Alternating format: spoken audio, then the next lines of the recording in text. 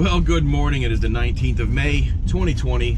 We are in Levittown, Pennsylvania, and we have to repair a gate that is constantly falling over. Somebody built it on top of, bolted it to the top of EP Henry blocks, and it was not a very good idea because the blocks, EP Henry blocks, are not cemented down. So what ends up happening is when the wind blows, it just flips the blocks back and the fence falls backward, and the only thing keeping it from hitting the ground is it falls against a telephone pole, a utility pole.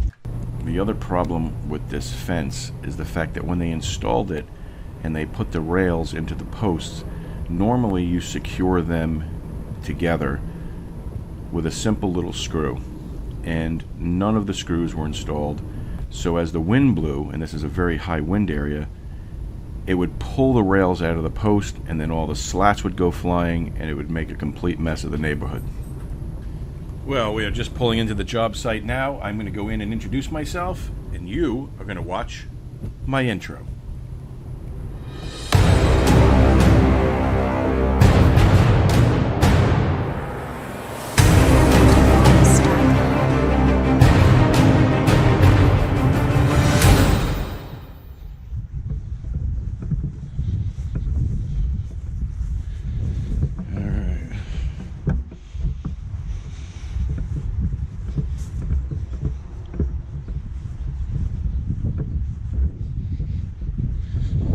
This is the major problem here.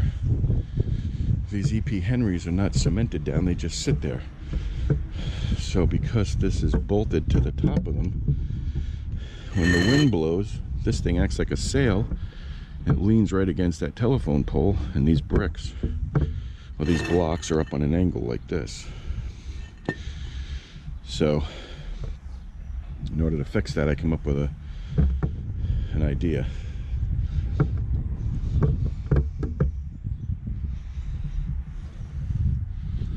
So I think the first thing I'm going to do is tie this fence off so the wind can't take it. And I'll tie it right off to this tension wire.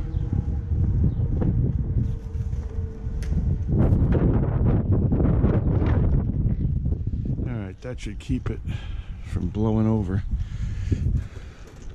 and tipping this block up. And this one that the sand is on.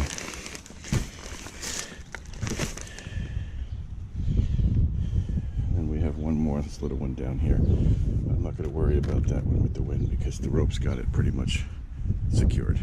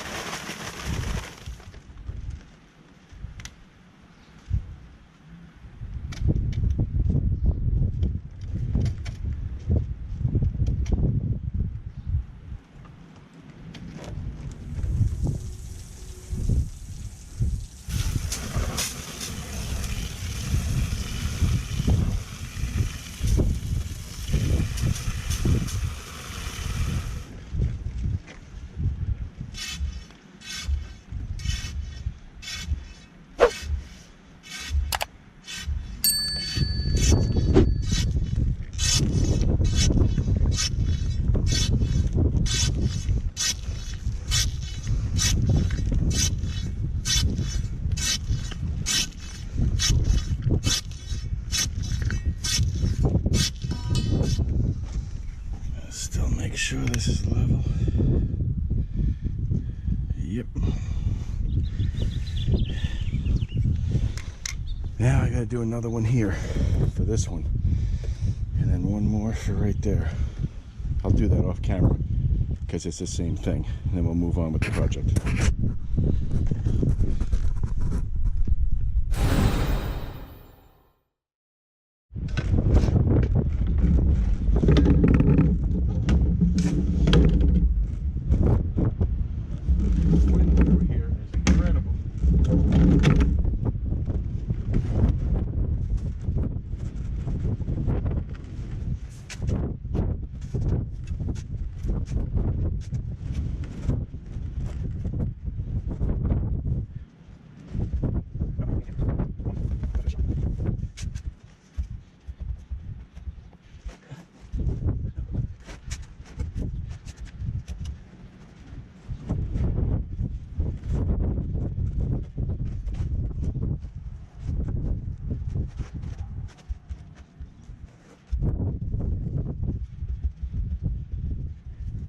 Okay, this rebar that I installed here is already very strong, and the concrete is not even dry yet. It'll dry underground. Now, all three of them are installed. I just got to fill in the last hole. This other side might need a pin as well to hold it down if it flips the other direction. She said that it only flipped toward the telephone pole. So the rods I installed, this rod right here, all three of them, they will keep it from flipping toward the telephone pole, but they could still flip inward like this if the wind changes direction. But she said that wasn't an issue, and she just needed to stop it from blowing toward her neighbor's house, because that's the way the wind always blows. So I guess anything's subject to change.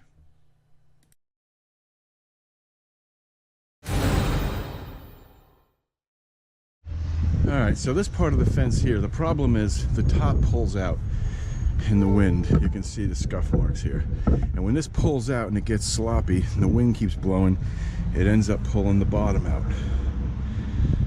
So we're going to fix that, and I'm going to show you how. Alright, so the rail, the slats fit down into here, but they only go up flush against the post. So anything in this rail that's behind the post will not be in the way of it. So I'm going to drill a hole in the rail that goes into the post, and we're going to sink a screw into it.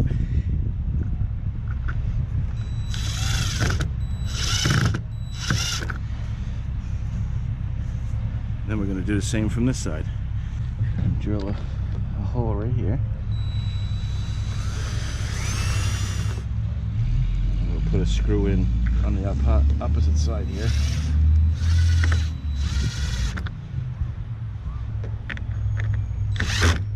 And that should prevent it, because the heads will hit inside of here. Wow, man, this yard gets wind on non-windy days. You can tell by the trees in the background, the wind is blowing, but it's not bending trees over. But it's blowing through this yard, and it's ripping the fence apart while I'm working on it. This is why this has to be fixed, because these slats end up all over the neighborhood, like a bunch of surfboards gone wild. So the way you put one of these fences together, in case you're curious, is you put the posts in, and then after the posts are in, you put the bottom rail in, and you secure it at the bottom. Then you put the slats all across, and the last one usually has to be ripped down to make it fit, and then there's a little plastic cap that goes over the edge of it for a finished look. And then you put the top rail into the one post, and all the slats fit into it, and you lock it into the next post, and then you secure those in. Well, they did all that when they put this in, whoever did this, but they didn't secure the bottom rail or the top rail into the post. And I'm going to show you how to do that in a few minutes here. It's important that all of these slats are completely plumb. That's level up and down. And I'm using my foot to slide them over on the bottom to accomplish that.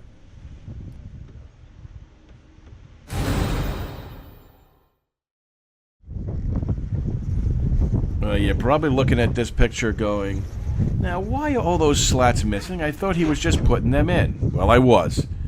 The problem is, none of these top rails, or the bottom rails for that matter, are secured into the posts. Not one of them. So, I had it almost all put together. The wind blew. The top rail of the one that's missing the slats pulled out of that corner post.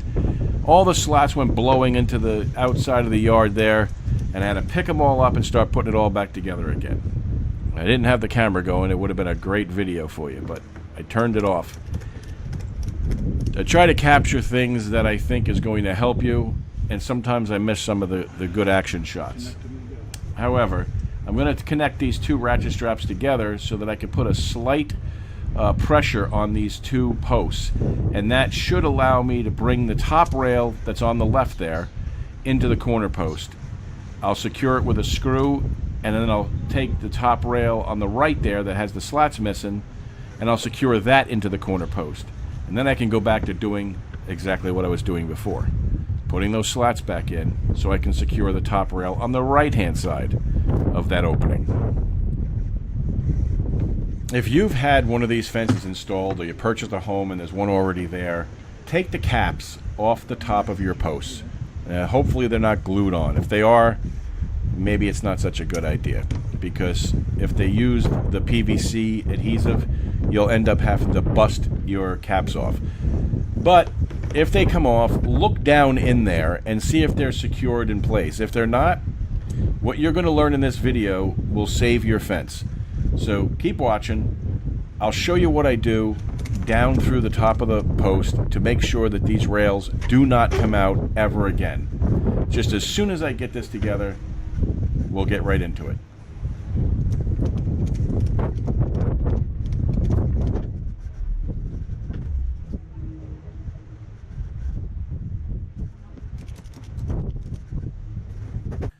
So let me climb up here and I'm going to show you inside the post. The post is hollow and you can see the two rails coming into it. So what we're going to do to keep them from sliding out is we're going to take a screw and we're going to put it through the top of the rail as close to the post wall as possible. Now don't drive it all the way down in there. Leave it sticking out about a half an inch, just like that. And now that rail can no longer slide out of the post, and this fence can take incredible amounts of wind. Can't get these in.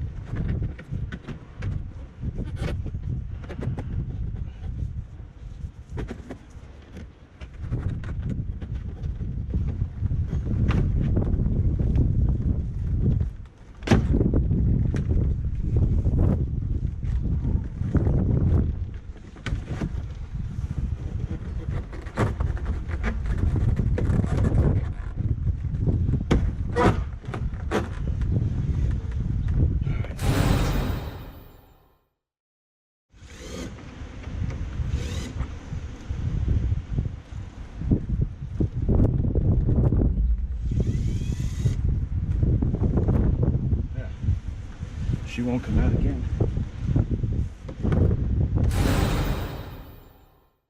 I want to thank everybody for tuning in and watching this video.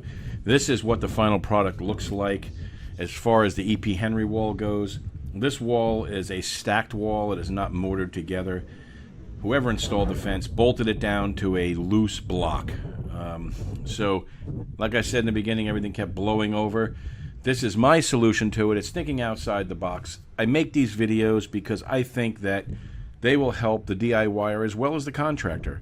Sometimes you have to come up with alternative solutions to a problem. And this is what I came up with. It doesn't look too bad. It actually looks pretty decorative. The fact that the rebar has the grooves and lines in it makes it look like it's fancy.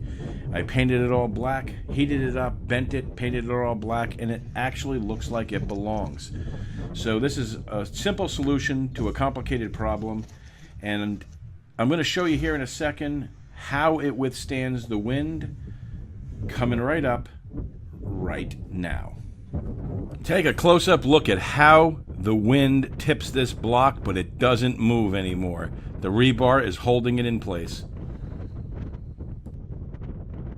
This was my plan from the beginning. This is the solution I came up with. It does work. If you have a similar problem to this, this is probably a good way to solve it. Please like, subscribe, and share. Comment if you want. I'll see you next time.